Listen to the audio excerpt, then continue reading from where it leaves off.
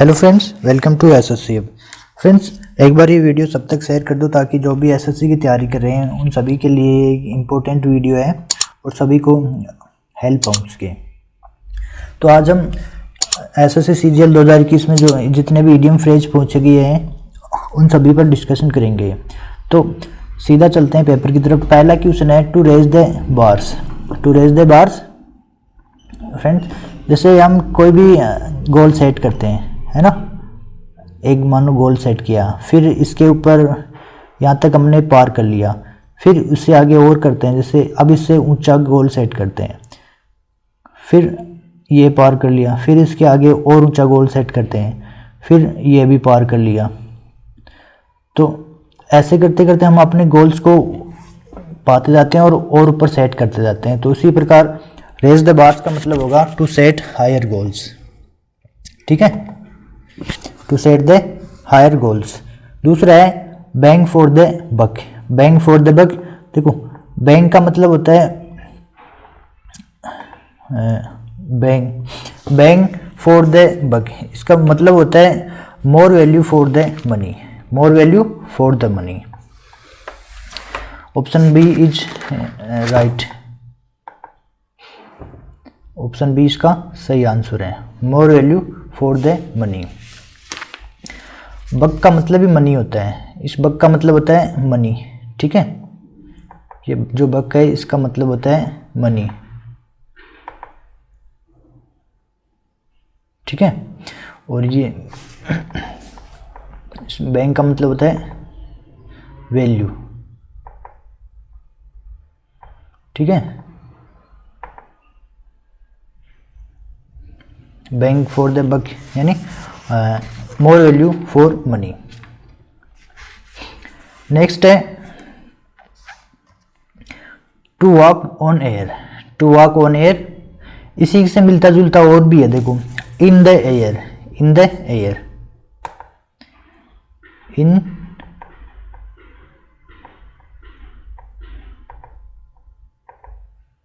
The air. In the air इसका मतलब होता है लाइटली टू हैपन, यानी बहुत हल्के में होना। लाइटली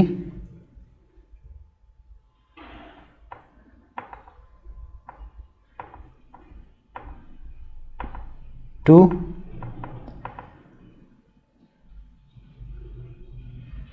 हैपन यानी बहुत हल्के में लेना। ठीक है, और एक होता है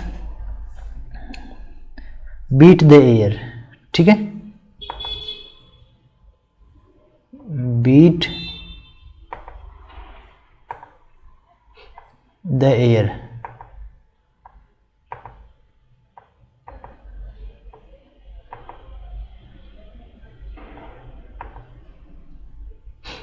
इस बीट द एयर का मतलब होता है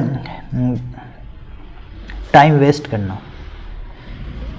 इस बीट द एयर का मतलब होता है टाइम वेस्ट। Time waste. ठीक है, एक होता है ऑन एयर। ऑन एयर मतलब प्रसारण होना, किसी ब्रॉडकास्टिंग से रिलेटेड है। और इन एयर, इन एयर का मतलब होता है घमंड में। और इस वॉक ऑन एयर का मतलब होता है to be very happy. To be very happy. ठीक, नेक्स्ट है to take a chill pill.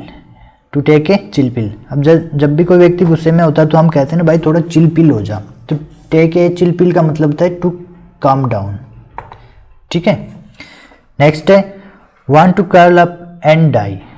Want to curl up and die, इस कर्ल अप का मतलब होता है शर्मिंदगी। तो इसका राइट आंसर हो जाएगा to feel terribly ashamed and sorry. ठीक है, नेक्स्ट है be at a loss of words. Be at a loss of words यानी ऐसी स्थिति जब हमारे पास शब्द ही नहीं होते हैं और हम कंफ्यूजन में रहते हैं कि अब क्या कहना है। ऐसी स्थिति में यूज में लिया जाता है be at a loss of words. तो इसका राइट आंसर हो जाएगा C, not know what to say. ठीक है, नेक्स्ट है full of beans. Full of beans, full of beans का मतलब होता है फुल ऑफ एनर्जी, यानी पूरी एनर्जी के साथ। तो राइट आंसर हो जाएगा डी। Full of energy. ये पहला ऑप्शन है a dish made of French beans, ये भी इसका आंसर नहीं है। Full of cowardness, full of cowardice यानी पूर्ण कायरता के साथ, ये भी इसका आंसर नहीं है। A store room full of vegetables, एक स्टोर रूम जो सब्जियों के लिए हो, यह भी इसका आंसर नहीं है। तो आंसर हो जाएगा फुल ऑफ एनर्जी। नेक्स्ट है to cut a long story short, यानी एक लंबी कहानी को छोटी करके कहना, या लंबी कहानी में से कुछ पार्ट काटना, इसका मतलब होता है to tell something briefly. Option C सही है। नेक्स्ट है एप्पल ऑफ वंस आई, यानी किसी की आंखों का तारा होना, जो बोलते हैं जिसको, अति प्रिय होना। तो इसका राइट आंसर हो जाएगा समथिंग वेरी प्रीशियस और डियर। ठीक है। एक होता है ब्लू आई, ब्लू आई का होता है फेवरेट, और एक होता है ग्रीन आई, और ग्रीन आई का होता है जेलस। तो ये दो भी ध्यान में रखना। ठीक है। नेक्स्ट है to the nines, to the nines का होता है मतलब एक परफेक्शन की स्थिति में इसको यूज में लेते हैं, टू द नाइन्स। एक होता है क्लाउड नाइन, क्लाउड नाइन का मतलब होता है अत्यधिक खुश, और टू द नाइन्स यानी परफेक्शन। ठीक है, अपना डी ऑप्शन ठीक हो जाएगा। नेक्स्ट है at the 11th hour, at the 11th our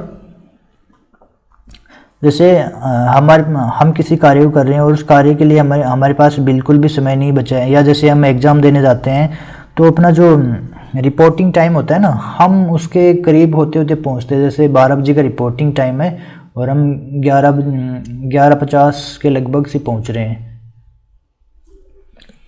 और 12 बजे गेट बंद होने वाला। तो ये क्या है कि ये मतलब लास्ट जो मिनट रहती है, जो लास्ट अंतिम समय होता है, उसके लिए काम में लिया जाता है एट द 11th आवर। तो इसका राइट आंसर हो जाएगा at the very last minute. ठीक है। नेक्स्ट है ए स्टॉर्म इन टी कप, ए स्टॉर्म इन टी कप यानी भाई चाय के कप में कितना तूफान आ सकता है, कहाँ तक रह सकता हो, थोड़ी समय के लिए। भाई ऐसा तो है नहीं कि भाई चाय के कप में जो तूफान आया वो काफ़ी देर तक टिका रहा, ऐसा नहीं है। तो ये किसके लिए काम में लिया जाता है, ये होता है a lot of first that will soon be forgotten, यानी छोटी मोटी बातें जो कुछ देर के बाद भुला दी जाती है। पाइप ड्रीम, पाइप ड्रीम एक ऐसा सपना जो कभी पूरा नहीं होता, ऐसे सपने के लिए यूज में करते हैं पाइप ड्रीम। ठीक है। तो इसका राइट आंसर हो जाएगा C, a dream or idea that is unlikely to happen. Next है हरक्यूलियन टास्क, भाई हरक्यूलियन टास्क एक ऐसा कार्य जिसमें अत्यधिक परिश्रम की ज़रूरत होती है, फिजिकल स्ट्रेंथ की आवश्यकता होती है, उस स्थिति में उस कार्य के लिए यूज में लिया जाता है हरक्यूलियन टास्क। तो पहला ऑप्शन है a job that only weak people are assigned, यानी एक ऐसा कार्य जो केवल वीक पीपल को ही दिया जाता है, कमज़ोर लोगों को। तो ये तो बिल्कुल नहीं हो सकता, ये तो ऑपोजिट हो गया इसके। दूसरा है a job that make everyone feel proud. अब हरक्यूलियन टास्क है तो हर कोई इसको कर नहीं सकता, तो ये भी इसका आंसर नहीं होगा। सी है a job that requires a lot of talking and information, talking and information एक कार्य जो बहुत ज़्यादा जिनमें बहुत ज़्यादा बातों की आवश्यकता होती है, ये भी नहीं है। और ए job that requires a large amount of physical strength, तो इसका राइट आंसर ये हो जाएगा। भाई हरक्यूलियन टास्क का मतलब ये होता है कि एक कोई कार्य है जिसमें अत्यधिक फिजिकल स्ट्रेंथ की ज़रूरत होती है, ये इसका आंसर हो जाएगा। Option D is correct. Next है spick and span, spick and span होता है नीट एंड क्लीन के यूज में अर्थ में हम इसको यूज में लेते हैं। दूसरा है स्पीक एंड स्पान का दूसरा भी बताता हूँ, देखो आपको ये होता है डक्स इन ए रो, डक्स इन ए रो एक ये भी इसके लिए में यूज में लिया जाता है, डक्स इन ए रो। या फिर apple pie order, apple pie order यह भी इसी के लिए यूज में लिया जाता है। तो इसका आंसर हो जाएगा नीट एंड क्लीन। नेक्स्ट है गो easy on something, go easy on something. देखो इसको ऐसे समझ लो कि हमारे पास कोई वस्तु है और हमें दूसरी वस्तु लेनी है, तो हम क्या करते हैं, अपने जो पास रहती है वस्तु उसका तो थोड़ा सा पार्ट यूज में लेते हैं, भाई ये कम हो जाएगा हम दूसरी ले लेते हैं, उसको पहले यूज करेंगे, ऐसा ही सोचते हैं ना। तो और दूसरी के लिए दूसरी ग्रैब करने के लिए तैयार रहते हैं, तो अपनी वाली वस्तु में से थोड़ा सा पार्ट यूज लेते हैं। तो इस स्थिति में देखो गो इजी ऑन समथिंग ये हो जाएगा to use only a small amount of. इसको ऐसे याद कर लेना, भाई याद नहीं हो रहा तो भाई अपने जो पास जो चीज़ होती है हम उसमें से थोड़ा सा लेना चाहते हैं, और दूसरों के पास जो होती है उसमें उसे हम ग्रैब करना चाहते हैं ज़्यादा से ज़्यादा। नेक्स्ट है PAT on the back. PAT on the back पीठ थपथपाना, यानी किसी की प्रशंसा करना, अपलोज करना या प्रेज करना। तो इसका राइट आंसर हो जाएगा प्रेज और approval for doing something good. ठीक है,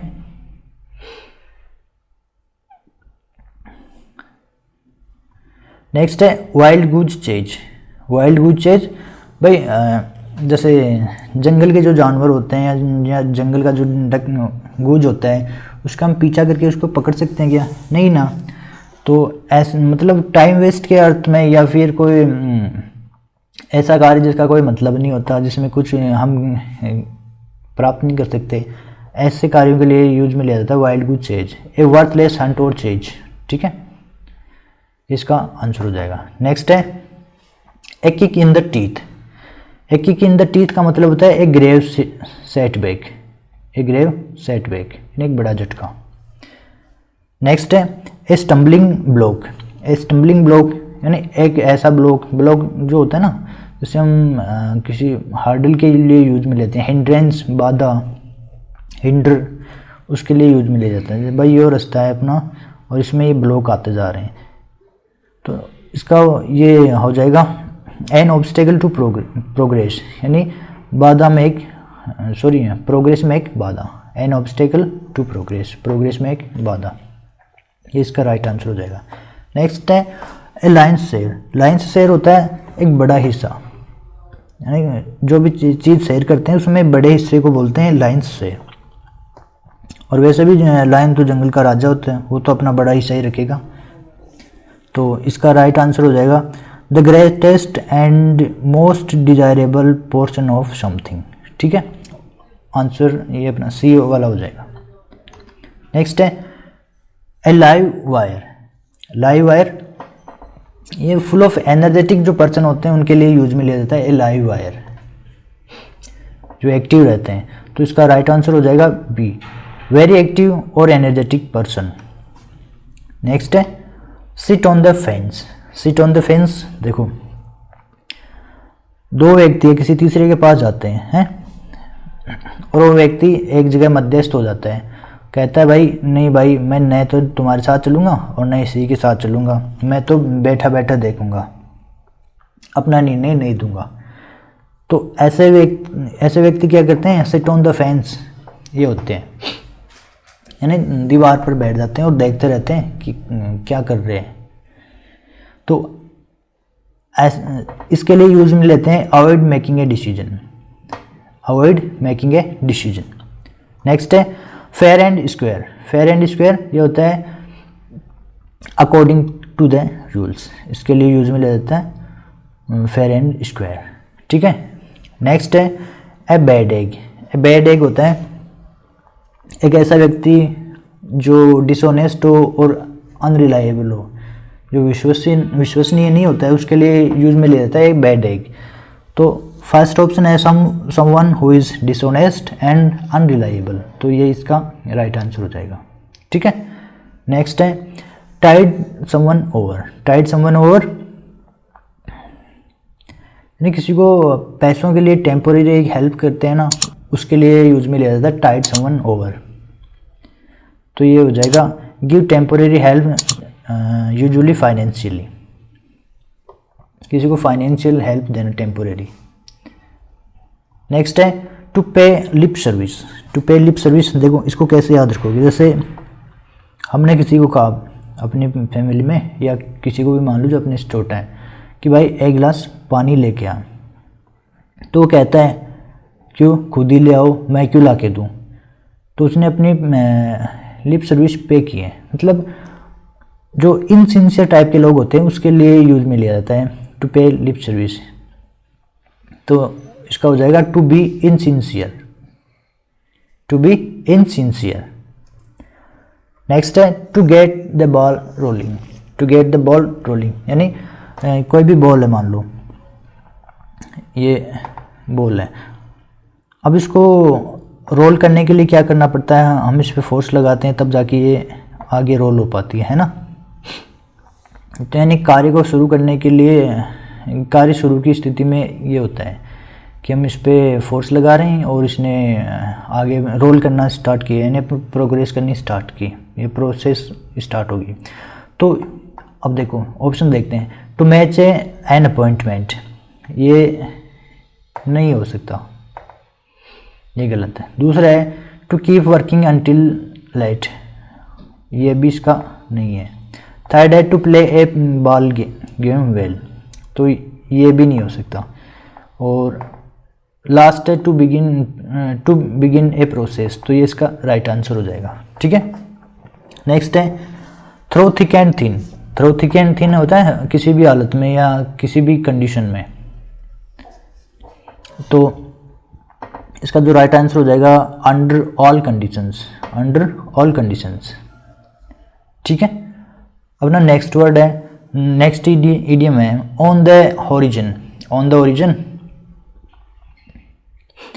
भाई एक ऐसा कार्य जो होने वाला है, मान लो ये पॉइंट है और यहाँ कोई इवेंट स्टार्ट होने वाली है इस टाइम, तो इसके लिए यूज में लिया जाता है कि an event that is likely to happen, an event that is likely to happen. Next है ऑन क्लाउड 9। देखो थोड़ी देर पहले किया था at 9, to the 9, to the 9 का मतलब था टू परफेक्शन, और क्लाउड 9 बताया था उसी टाइम कि भाई अत्यधिक खुश होना। तो उसमें जो फर्स्ट ऑप्शन है ए है एक्सट्रीमली हैप्पी, ये इसका राइट आंसर है। ठीक है, नेक्स्ट है draw the line at something. Draw the line at something, देखो एक कोई जैसे कोई काम है या कोई भी एग्रीमेंट अपना, तो उसमें हम कहते हैं भाई हम इस बिंदु तक ही एग्री होते हैं, इससे आगे हम नहीं होंगे, या इस पॉइंट तक हम एग्री हैं, इससे आगे हम एग्री नहीं होंगे। तो ऐसी स्थिति में यूज लिया जाता है draw the line at something. तो ये इसका हो जाएगा except something up to a particular point, यानी किसी एक पार्टिकुलर पॉइंट तक स्वीकार करना। नेक्स्ट है a fish out of water. A fish out of water, भाई देखो फिश है उसको पानी से बाहर निकाल देने पर जो नई जो जगह होती है क्या उसके लिए अनुकूल होती है, नहीं ना। वैसे ही है भाई feel uncomfortable in unfamiliar surrounding, ये इसका राइट आंसर हो जाएगा। नेक्स्ट है to be light years away. To be light years away, देखो ये कब यूज में लिया जाता है, जब कोई भी चीज़ मानव पहुंच से दूर होती है, तो इस सिचुएशन में काम में लिया जाता है to be light years away. तो ये हो जाएगा to be too distant for human beings to reach. ठीक है, नेक्स्ट है a square deal. A square deal यानी ए फेयर एग्रीमेंट होता है भाई पूर्ण ईमानदारी के साथ, विथ ऑनेस्टी, ये हो जाएगा ए फेयर एग्रीमेंट। नेक्स्ट है on the on edge. On edge हो जाएगा देखो nervous and unable to relax. On edge का मतलब होता है nervous and unable to relax. ठीक है, नेक्स्ट है the gift of gab. Gift of gab कब यूज में लेते हैं, मतलब ऐसा व्यक्ति जो अधिक वाचाल हो, जो अधिक बोलता हो, टॉक एक्टिव हो, ऐसे तब ऐसे के लिए यूज में लिया जाता है भाई गिफ्ट ऑफ द गैप, जो बोलने में कुशल है। इसका हो जाएगा टॉक्स वेल एंड परसुएसिवली, जो अच्छी तरीके से बात करता है, यानी जो जिसको बोलते हैं हाजिर जवाब, ये इसका हो जाएगा। Feel at sea. Feel at sea, देखो एक होता है एट सी, एट सी। और एट सी कब यूज में लिया जाता है? असमंजस की स्थिति में। भाई हम कंफ्यूज हो जाते हैं कि ये सोच नहीं पाते क्या करना है क्या नहीं करना।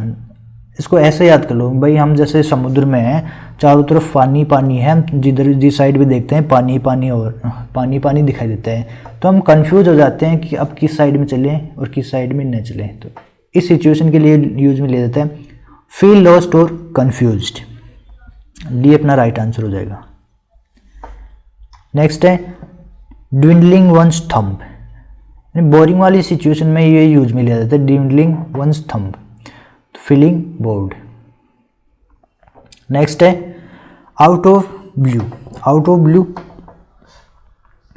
देखो, आउट ऑफ ब्लू एक होता है बोल्ड फ्रॉम ब्लू, यानी जो अनएक्सपेक्टेडली कुछ होता है उसके लिए यूज में लिया जाता है आउट ऑफ ब्लू या फिर बोल्ड फ्रॉम द ब्लू।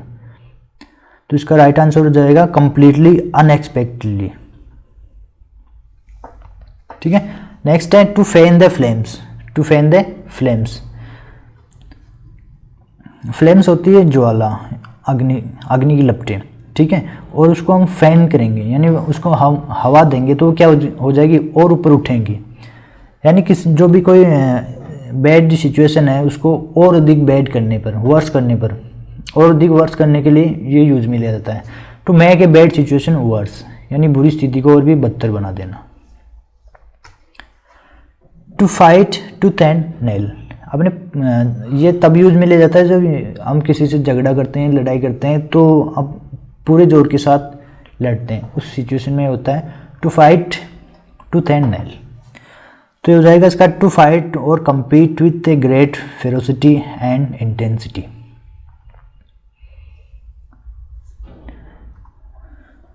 आज का सेशन यहीं तक था। नेक्स्ट जो सेशन आएगा वो देखो हमने सिनोनिम्स के लिए, एंटोनिम्स के लिए, और आज इडियम्स एंड फ्रेजेस भी हो गया। नेक्स्ट जो आएगा वन वर्ड सब्सटीट्यूशन पे लेक्चर आएगा। तो आज का वीडियो यहीं तक था। आप हमारे टेलीग्राम चैनल एसोसिएट ऑफिशियल से भी जुड़ सकते हो, और यहाँ पर आपको जो स्टडी मटेरियल या PDF वगैरह है वो सब आपको इस चैनल पर मिल जाएगी। Thank you.